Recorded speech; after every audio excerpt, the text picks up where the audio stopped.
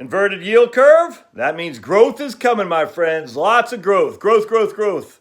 And every time there's been an inverted yield curve, there's been an expansion in the economy. Did you know that? So all these doomsdayers are saying that every time there's been an inverted yield curve, there's been a recession.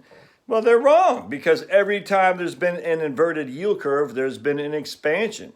An expansion that dwarfs that of recession every single time. It matters not who's president, Republican, Democrat, liberal, conservative.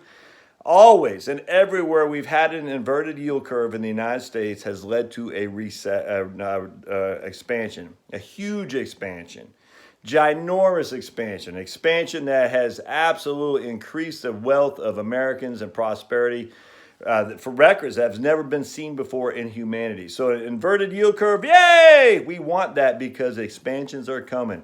Inverted yield curve equals expansions. But inverted yield curve equals recessions. How could this be? How could this be? Yeah, how could it be? You're getting it.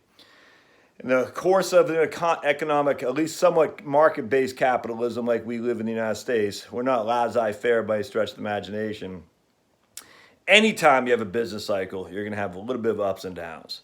The ups dwarf the downs every single time. Will that mean it'll happen in the future? I have no clue. You have no clue. But the history of American capitalism has proven to be you have an up, you have a little bit of a down. You have a bigger up, you have a little bit of a down. The ups get bigger, the ups are permanent, the downs are temporary, and the downs get less and less painful relative to where you were 10, 15, 20 years ago for sure. So the ups are permanent, the downs are temporary. Ups are permanent, downs are temporary. Ups are permanent, downs are temporary. So thus, we can simply make